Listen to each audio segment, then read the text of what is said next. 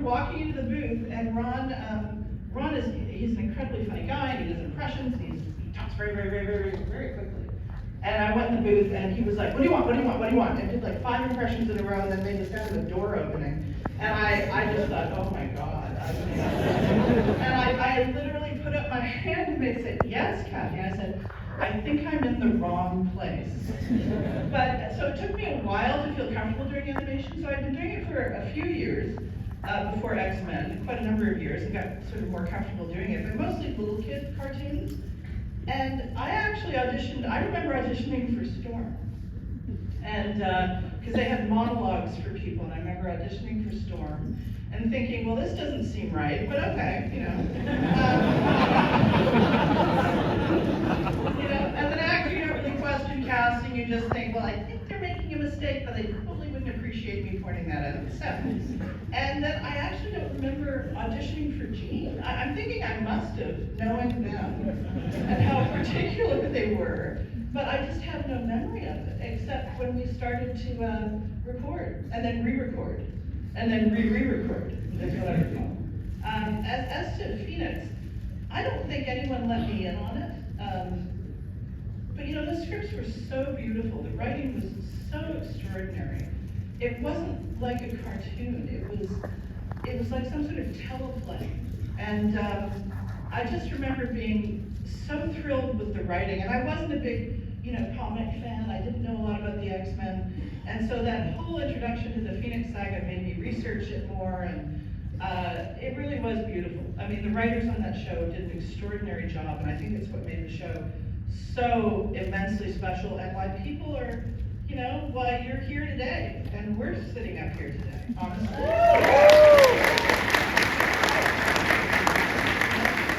Big concepts, big moral dilemmas, big ethical questions, not aimed at kids, but absorbed by kids, which is great, and enjoyed by adults as well. They didn't talk down to the kids. It was a privilege to be on this show. You had the best sound effects. The Jean pain, Jean fainting, Jean My son couldn't wait to show me that compilation video. And I was just so mortified because the sounds all sounded so sexual, and I was honestly, it was the furthest thing from my mind. And then I remember I was watching a clip for something, and they were at Stonehenge, and I saw Jean run in at the top of the frame and then just fall down. No one was even close to her. She just fell down, and then I think someone scooped her up and carried her away. I don't know whether it was Cyclops or. But honestly, I feel like Jean gets a bad rap for that, for being sort of fainting all the time, because I think she took on too much. She took on everyone's emotional baggage to her own detriment. She was willing to sacrifice herself and her own health and her life for the team. And so that's why I don't do Jean lines out of context, because I don't have like signature lines for her. And doing I Am Phoenix is kind of not great for Jean anyway. So, but that's why I don't do it, because I feel like I'm not doing Jean justice, and I think it's easy to make fun of that. But I think there's so many people who have, I run into a Phoenix tattoos, and the Phoenix is such a big part of their life, and I think it's because that's You're talking so much, I need a drink. Oh, I'm sorry. I'll shut up. But the inner strength concept, I think that's where everyone identifies with Phoenix. There, I'm shutting up. I've known him for years. He can tell me to shut up. You said those words. I just took a drink. You were in the balloon over here. It's very important. Yeah. George, I'm going to jar you to life. If anybody has an edible after this panel, could you please come see George at the booth? This is not a joke. As long as it's in a normal package, we are welcome to it. And please try to convince him that the Segway is safe, because I'm trying to get him out of that wheelchair he's wheeling in and get him on a Segway. I think he'll be able to whip around these cons like a free man. George is the resident X-Men lover, so you were really excited when that first script came your way. Well, I was, because my first introduction to X-Men was X-Men #1 in 1963. And right beside the Superman comic book that I bought every every single week for 12 cents. And so when we came to the time to audition for X-Men, it was called Project X. And I'm reading the lines and everything like that, and I'm thinking, these idiots, they call this Project X, this is X-Men. And all of a sudden I got goosebumps even now, because I was thinking, this is something from my childhood that I'm now getting a chance to get a kick at. And when I got the part of Beast, I was just out of my skin. It was unbelievable that I could be a part of something that was a part of my childhood. And it was the same as when I got the part of Chief Chirpa on Ewoks. When we walked out of seeing Star Wars for the first time, we walked the wrong way down the street. We were so stunned. And then again, to be able to audition for something that was so important to you as an audience member, and then to be an actual part of it, it was just overwhelming.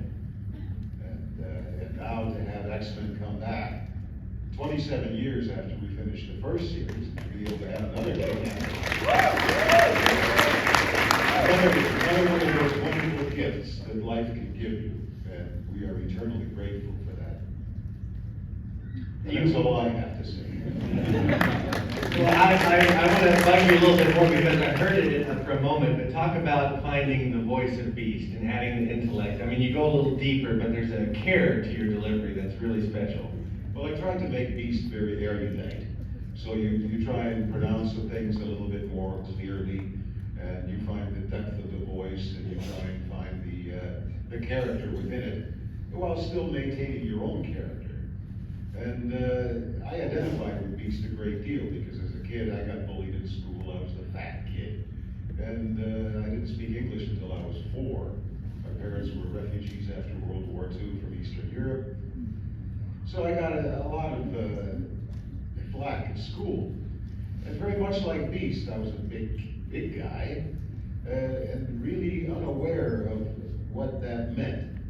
All I knew is that as a fat kid, I was being pushed around, beat up a little bit, and then one day I decided that I wasn't going to take it anymore. And I let fly, and the guy lost his tooth. And I was in the principal's office, and being punished. And the fights continued on, and again, the circle would form around me, they'd push a guy in, and next thing you know, the guy's getting pile drive, pounding his head into the pavement, again, to the principal's office. So I learned that the best way is to avoid confrontation, to try and talk your way out of situations, and avoid violence. But when push came to shove, I could shove back.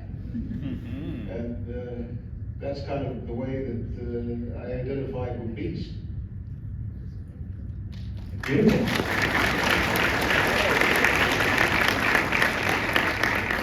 Chris Potter, the $1 million face. How much bullying did you get in high school? Let's hear about that.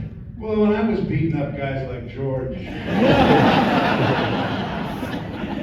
It was always the pretty boys that came after me.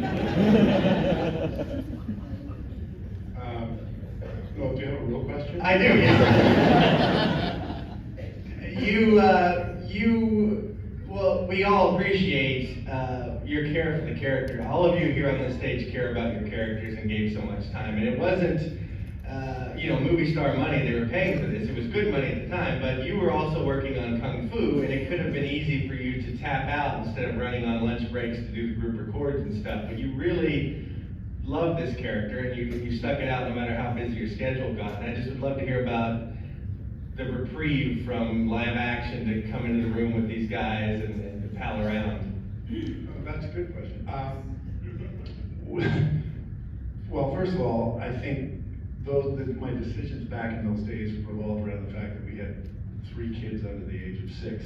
And so I was motivated by work, and any opportunity that was coming my way, I was going to take. And if I could squeeze in something else between the long hours of the Kung Fu series I was doing, then I was all for it. I hadn't done anything in the world of animation, and I was fortunate. I was fortunate enough that I took it seriously enough to really commit to it. It wasn't just another audition, it was something unique, and I thought maybe I could actually stepped into the world, I found myself working with a group of veterans somewhat, and people with talents in a lot of mediums. Like in Canada, we tend, you know, you didn't just do television, you did everything. You sang, you danced, you did theater, you did it all. And that's how you made a living in the business back then. So I was kind of honored to be in there, but I was also always very insecure and somewhat intimidated by the room.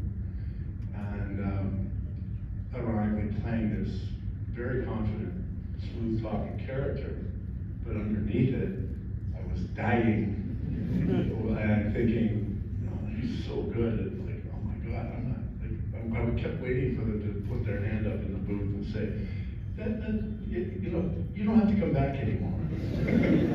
But I think we all feel that way sometimes about things in life, and you have imposter syndrome. I think a lot of us do in our line of work. Really? You know, I'm resonating. So it was always nice to hear there was a positive effect. I don't know if I speak for the others here, but I never realized how popular the X-Men was. So we were recording this and as Byron said, they weren't throwing star money at us as a sign of our success. In fact, they were always just trying to pay us a little less if possible. And we kept doing it year after year and hearing that it's going very well. But that was about all we got. And then we step out into the real world. And there's a room full of, you know, a small fraction of the fans of X-Men. It was very rewarding. It's been a slow burn for me. I never did the cons, and then Byron kind of lured me in, and I said, who's going to be there? Any names? The cast that are going to be at this, and just try it, he said. So I did my first con in LA, and I came away saying, that was, okay, when's the next one? Because everyone was happy, and it was great to get together with it. And I think that's why I continue to do them, because of the group. I don't know if I do these individually. Too much about me. I like the group, and it's really a great group.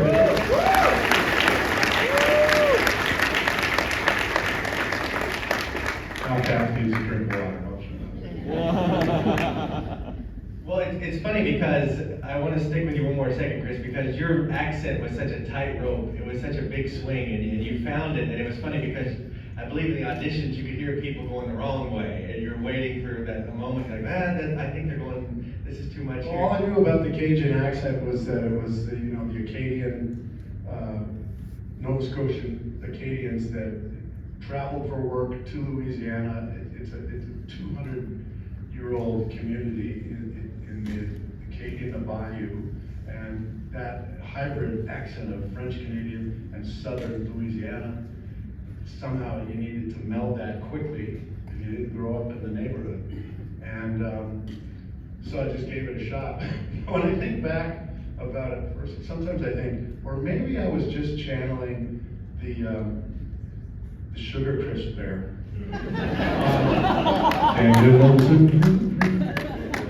That guy. Was I actually doing him, or was I doing Cajun? So, anyway, it worked, but I was always very insecure about it. It didn't help to have Norm Spencer and Cal Dodd in the room. Is that how you're going to do it? But it resonated with you folks, so it worked for me. Absolutely.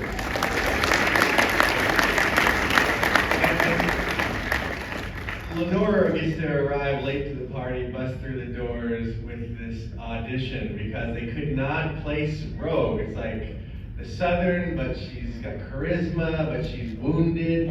And those three things are apparently in less than 0.001% of the population because they were hunting for a long time. And I think it's a beautiful story if you can remember that moment and share it with us, Lenore, for the fans. Well, sure, Sugan. Thank you. Oh gosh, first of all, I gotta say it's so nice to be here, and we're so happy to be here and meet with all of you.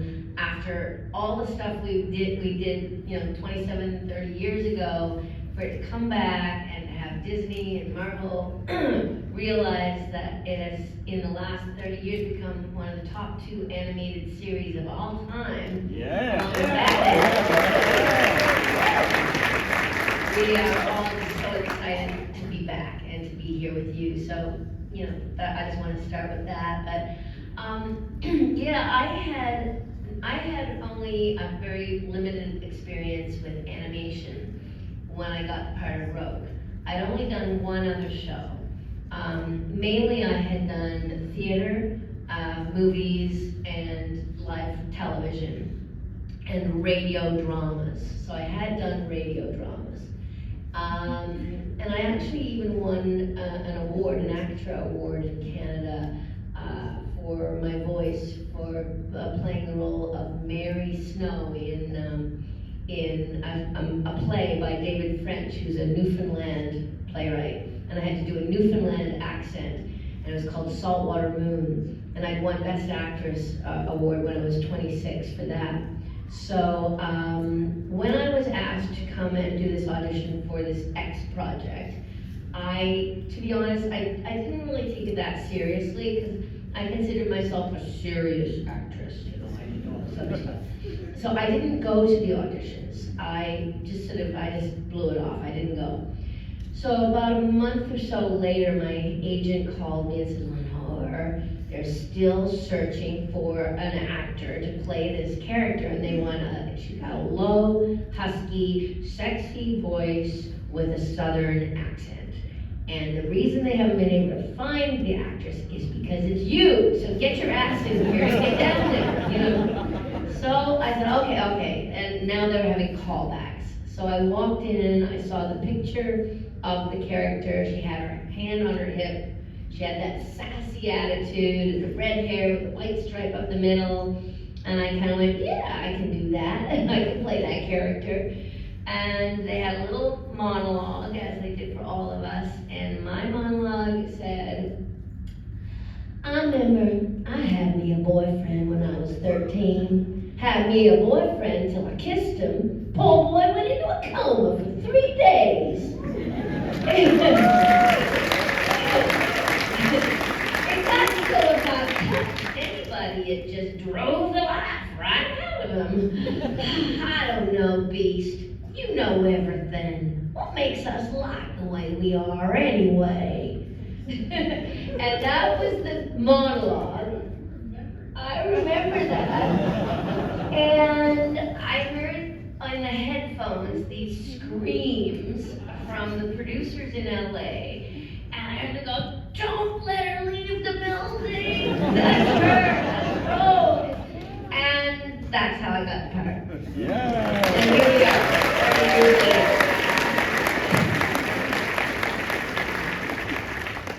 So when I introduce you first, you get the last question. This is the panel rules.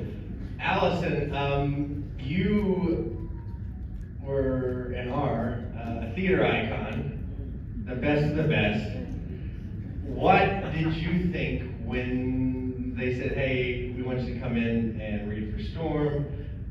Walk us through that introduction to the character and kind of what you wanted to know going in. Did you come in and just get it laid out in front of you blind? What was the process like? Well, my first reaction was, sweetheart, I don't do Bugs Bunny. I didn't know anything about comics, didn't know anything about animation. Like Lenore, I was a very serious dramatic actress. Started off sort of doing, the theater for social change. There wasn't a social issue that I hadn't done theater around. And then at the time when they called for the audition, I was out in Stratford doing Shakespeare, don't you know? So why on earth were they calling me for animation, cartoons? But I had 2 kids and I was on my own, and I'm gonna go try out. So I walk in there and they give me a spiel, and they start telling me about, I'm here in Kenya, Northern Africa. And when I walk in, the room is full of these actresses from the continent, right? I know some of them, others I don't know, and they're on their third callback. I'm like, what the hell do they want from me? I'm not gonna go in there and out-African the Africans.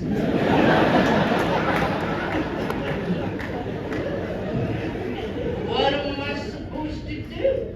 So, you know, I'm searching, I'm calling, I don't know what these people want, but luckily for me, because I had the gig, now sometimes when you go into these auditions, you're desperate, especially if you've got kids and your next month's rent or your next month's mortgage or their winter jacket depends on you landing this gig, right? But I was at Stratford doing Shakespeare, so it was a little bit of what the heck, I don't know. So I'm trying to get all of this information, and finally I was able to hold on to something because she's a queen, and I can do that.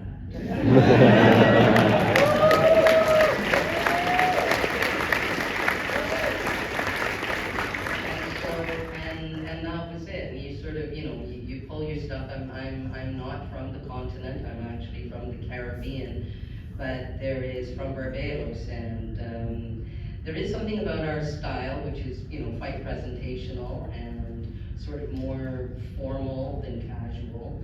And you know, the fact that I was doing Shakespeare and all of those different things came together. And of course, you know, our friend's story is one highly dramatic lady. I mean, who tells you what she's going to do first? I will summon. But she lets you know first what it is she's doing. So that kind of theatricality was something that came kind of naturally too. My kids will say that I'm a little bit bossy, but I think it's actually my inner queen. So yeah, it made sense, and it actually helped too. That when we were doing the first bit of work, I had no idea how big this thing was going to be. We just didn't know.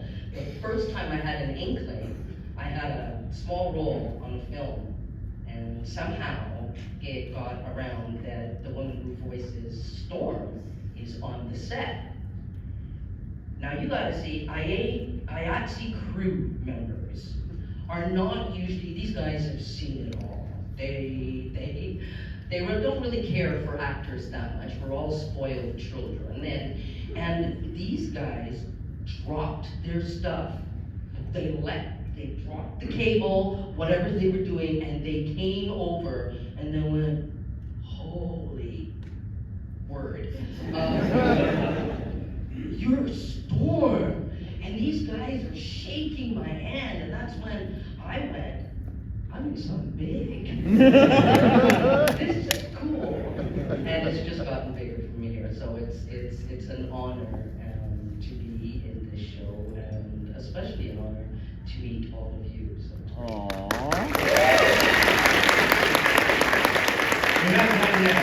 I'm still, you know, you think about to be or not to be and how actors always lead them, but like when Storm Lightning, like just a 2-syllable word, but you had your own rhythm. You created like, there was a stretch, and then the dialogue was happening. None of that's on the page. That's all how you're concocting. It's just a paragraph on a page, and you decide how Storm is going to rhythmically deliver this, which is so creative and great. I think that you make great choices. Well, I thank you. I mean, you know, like I said, it came naturally. I know somebody asked what it was like to revisit Storm after this intervening 30 years, and all I could say was like it was like she's been living inside me the whole time, just waiting for a chance to fly. So it's cool.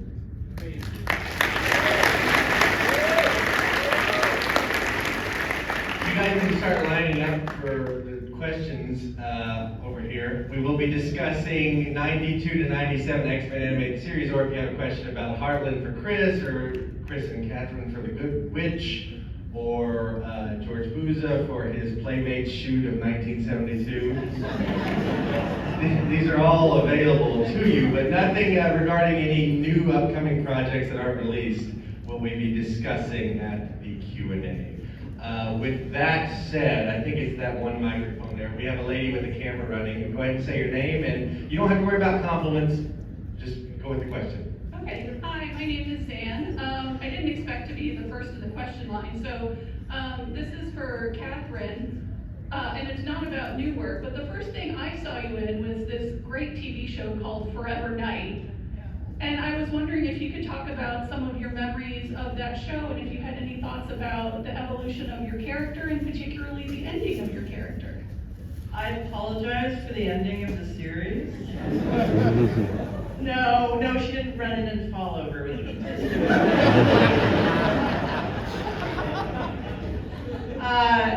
Well, funnily enough, we were doing this cartoon at the same time as I was doing Forever Night, and we would shoot Sunday through Thursday. The television was a vampire show. It was the first vampire show on TV, which feels weird now because everybody's got vampires. But back then it was like, ooh, cutting edge, because vampires weren't on TV. And so we would shoot Sunday through Thursday, and this always recorded on Friday morning. So often I didn't go to sleep. You know, I finished work at like 6 in the morning, and it just didn't seem, it seemed kind of pointless to go home and go to sleep and be back at the studio by 10. So I was never in the best shape, I don't think, for X-Men. And Chris was in the same boat. He was shooting really long hours too. He used to come in with sunglasses on, I remember. Too cool for school. And yeah, thank you. I mean, it's another show that was 30 years ago that people, rabid fans, and it's sort of, they were going to do a movie at the end. That's why they couldn't figure out whether to kill us off. And so I was on set with someone holding a stake. Oh no, he was biting me, and someone had a stake behind him. They were going to kill him. And then it was always like, wait, the producers are on the phone. No, don't kill them. We were like, oh God, okay. Well then, and then they sort of switched up around, and then another phone call came. No, go ahead, kill them. But just don't do it on camera, because then we can pretend it didn't happen. So I do apologize. I have to apologize for the end of all the series I'm in. They never know how to end series. Series always ends, usually end abruptly and not well. But You were excellent. I really love that show. Oh, well, we had a great time. It was the inmates running the asylum. We really enjoyed it. And I love playing Natalie, Oh, you want me to shut up again? Thank you, Zan. Next question. Say shut up. Thank you for the question. Thank you for watching Thank the you. show. Hi, I was wondering, what is the question that you were hoping to be asked today, and what is the answer? That's really a fuck you moderator, but I I swear I didn't mean it like that. I just no, I like you. I'm just having a good time. Sometimes fans ask like the same things over and over again, and you have something like maybe that you want to plug, or something that's important to you that you've been. Oh, the question I wanted to be asked was, who's that moderator? He's so good. Where are the gummies? Hey, seriously, come by. Next question. Dylan, I don't have a question. It's just the same thing that I know that you guys hear all the time. But Allison, George, Lenore, Chris, Catherine, you shaped so many people's lives. So just thank you. Thanks, sweet. Wolverine. How's it going, Bob? Excellent. So this question's actually for Allison. I'm gonna try to make it as kind of like not as convoluted as possible, but basically, so obviously Storm has a very big fear of like tight spaces and closures. So like as a voice actor, when you're performing like stuff like that, like where do you get in as like a headspace? Like do you have your own traumatic thing that you kind of do, or is it like do you come up with that, or are you afraid of tight spaces and enclosed spaces? Everybody has a weakness. Everybody has something that absolutely terrifies them, and mine is not tight spaces. I'm not going to tell you what it is. But what you do as an actor is you tap into what terrifies you. It's the same thing that you do with any role where, I've played, I don't know why, but I end up playing a lot of women who go crazy. make me wonder about myself sometimes. But to do that, you have to go to places that, as a human, you don't usually go, but the role demands that of you. And I found that this idea of a being who is so incredibly powerful that she could call on the power of the storm, the force of the elements. She's, a reluctant goddess, and yet she has something, a weakness, that can absolutely just put her down. I just found that really, really compelling, and I think as humans we all have that, so you tap into your own personal terror. Thanks, Thank you guys so much, love you. Hi. I was wondering if y'all, because y'all been playing these characters for so long, was there any part of your character that you took with you after you finished recording? Catherine took the moans with her. All right, that's it. We're officially looking for a new moderator. I love Kathy. She was the hardest one to get out, and now that she's with the group, I really will say Allison and Catherine are our latest additions, and it's been so special to have you guys outside the jokes. He doesn't really mean that, but I can tell by the smile on his face. This is a It's non-edible great to be smile. here. I know it took a lot to get us out, and I'm very grateful to be here and be part of the group, because seeing these guys, again, after so many years all together. We had a wonderful meal last night, and Kathy usually tucks in, and she came out. It was out of your shell. We had fun. It was great. It was really Back to great. the question. I don't have a shell. Can I just say, first of all, we did it 30 years ago, and so we were really into the characters when we came into the studio 30 years ago, but we had a lot of time in between where we weren't the characters, and we had no idea how popular the show became. So revisiting the characters, we've really only just been revisiting them for the last 2 years, but it's a pleasure to be back. And I feel, in my case, Rogue is so similar to the way I am anyway, that I used parts of myself to portray Rogue, and it felt like a second skin. I just slipped right into it again, and it's just great to be back. So thank you for the question. The gentleman in the gray sweater, thanks for the question. Come on up. We're down to 5 minutes, and we'll kind of move quickly so everybody gets a chance. All right, so George, I was curious, being in both the animated series and being asked to come and do a small part of the original X-Men movie, how did it come about? Well, I answered a general call for these small roles when they came to shoot X-Men in Toronto. And I did my audition of about 5-6 lines for the truck driver. And I knew the guy who was the stunt coordinator, and he leaned over to Brian Singer and he says, "That guy with the voice of the beast." And Brian Singer lit up, he invited me over to the table, and he said, "Without your series, I would not be making this movie today." And I got the part of the trucker, which is really another one of those wonderful gifts, because I got to have scenes with Anna Paquin and with Wolverine, and to be a part of that very first X-Men movie. When I heard that you had been casted in it, that's when I knew that they were taking it seriously. Oh, I love this. Hello, so this is for, I guess, Eddie and all of you. With your lengthy careers and just obviously the success of X-Men the Animated Series, how do your family members feel when you guys get spotted in public? You good? You good? You good?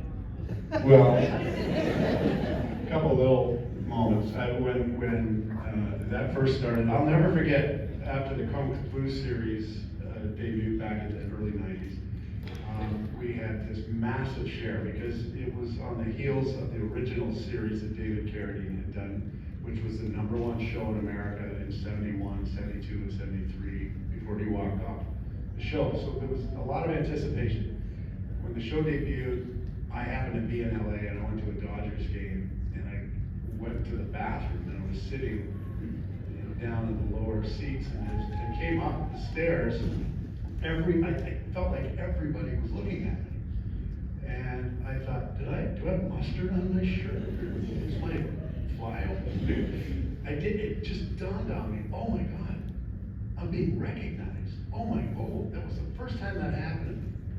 I worked with a guy, David Carradine, the same show, who was so used to being recognized, he almost would get angry if he wasn't. And so how did it affect me? It got tired really, my wife got tired of it really quickly. Gave me about a week to enjoy the moment. My kids, when they were little, used to sit down, we'd be in the mall and walking through, and I'd start to gather these eyes and recognize. And the girls used to sit on the floor if somebody stopped. They just got to wait. Like, this is what Dad does this, he talks to people. So I think in this world of social media and validation, I don't do any social media, and I'm not going to argue the reasons for or against. Anybody who doesn't understands why I don't, and everybody who does, I will never convince that they don't need to, so I don't need to debate it. But in my experience, it's good for about a week. It's kind of interesting. The rest of it is just all it's part of the business. It's the result of doing something you love to do. So if you really don't like to be in the public eye, then you really maybe shouldn't do this, because it's part of your job and it's a privilege to be in that position to do it. And that's sort of what I took on when I started to see the results of my work. It was just, okay, this is a privilege that I worked hard for, and everybody is just giving you a compliment that is trying to get a minute of your time. So not such a bad thing, but it's good for a week for me. I have a really quick thing about this show. My son was like 9, and I was shooting a TV series in Halifax, Nova Scotia. It's Lenore's home country there now. And I was looking for stuff to do. There was a comic book store around the corner. And we went in the comic book store, and my son said, do you have any X-Men comics? Because I had him, I think in between, he was born in 93, the show was 92, 96. And so he said, do you have any X-Men comics? There was like a 17-year-old kid behind the counter. And he said, yeah, just casually, yeah, my mom's Jean Grey. And the kid went, yeah, sure. And then I said, yeah, and my dad's Professor X, which he was, Professor X. I thought he was gonna faint. And then he gave my son a free comic book. And that was the start of, it was just awful. Every comic book store we went into, he would drag me whenever he saw one. And he wouldn't even bother with small talk after a while. Like, right to the counter, my mom's great, Professor X, where's my comic? So that's when I kind of first understood that, the perks of being an X-Men. That was a phenomenal story. I can't tell you guys how much fun. Excuse me, I'm next. Oh. No. Yeah, we have time for one more question. Absolutely. You're gonna go far. Wait, Eric, wait, let me talk. So, you know how X-Men was around in the 90s with four other Marvel cartoons? Spider-Man, Iron Man, Fantastic Four, and the Incredible Hulk. They were kind of like the DCAU in the 90s. So, and that was awesome, Were they ever, were those 5 shows ever connected? I mean, like, we were on Spider-Man one time. There was a Spider-Man crossover. Yes, that is true. But that's really the only connection. And then after X-Men finished, we did start one called The Avengers United They Stand. I played Tigra in that one. And that one, but it only lasted for one season. Yeah. So, but that's. You're forgetting that cartoon that we did, remember you were in it too? Which one? Ultra Force? Yes. I was in it too. Well, first of all, we also did like guest roles on Silver Surfer. Occasionally, remember we did Silver Surfer? So it was the same producer, so they would bring us in for guest roles on different things. Silver Surfer was one of them. And then Ultra Force, because Malibu Comics had been bought out. And it was like X-Men, but with like giant boobs. Oh my God, X-Men with no clothes on. I Right. remember when, that we did like the one season, and then they brought a cutout to the record, and none of us had seen the art up until that point. And I think you were wearing like a ribbon that went, we were all appalled. And it was like, Thanks for the questions. That We was, appreciate it. thank you everybody. If you would, we are all privileged to be here. We have the booth Unknown Comics. We have a ton of exclusive bearings today on top of the 8x10s that we have for every character. Please come by at booth 861, but look for the 800. You'll see Unknown Comics. We're there the rest of the afternoon. We're going to go straight there from the panel, and then we're going to take a lunch, but we'll come right back to the booth now. Unknown Comics. Thank you guys again. We hope to see you in 10 minutes. Thanks so much.